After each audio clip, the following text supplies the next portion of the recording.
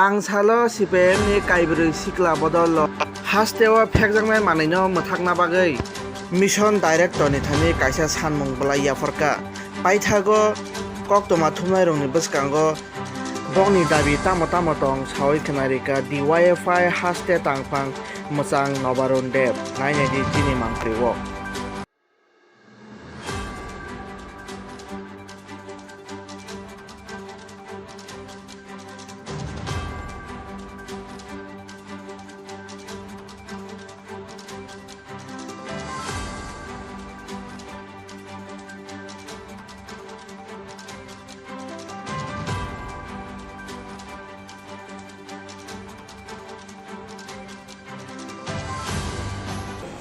একটা ইস্যু গোটা রাজ্য নেশায় ভাসিয়ে দেওয়া হচ্ছে পরিকল্পিতভাবে।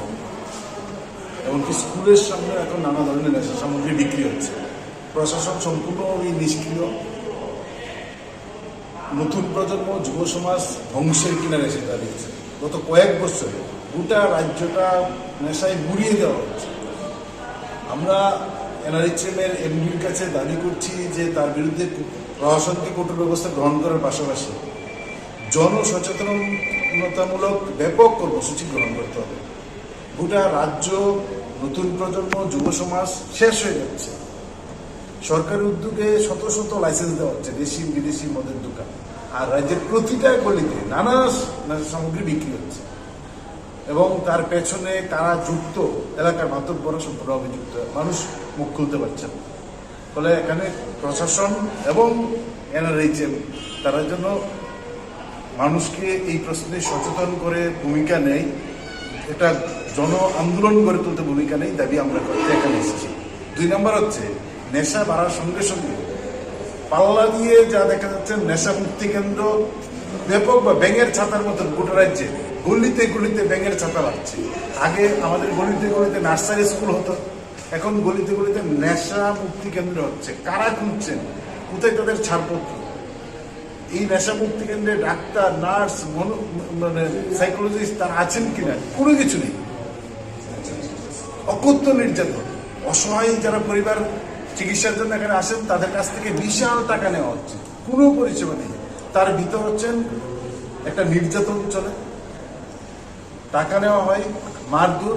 এরকম গত কয়েক বছরে এরকম অসংখ্য ছেলে সেখানে চিকিৎসার জন্য গিয়েছিলেন, মৃতদেহ সেখান থেকে বেরিয়ে এসেছে। সেখানে মারধর, শারীরিক মানসিক নির্যাতন। ফলে এক হচ্ছেন এই নেশা কেন্দ্রের নাম করে মানুষের কাছ, অসহায় মানুষের কাছ থেকে বিশাল টাকা নিংড়ে নেওয়া, আর এখানে মানসিক শারীরিক নির্যাতন করার একটা আক্রা তৈরি হয়েছে। ফলে একদিকে নেশার পরিকল্পনা, নেশাগ্রস্ত করা, আর একদিকে নেশা মুক্তির নামে কামাই করা। আমরা আমাদের দাবি হচ্ছে যে নেশা মুক্তি কেন্দ্র যা চলছে গোটা রাজ্যে কোনগুলা বৈধ এবং তাদের মধ্যে যে মানে সরকারের যে নিয়ম নীতি তা আছে কিনা আমরা বলছি একটার মধ্যে নেই।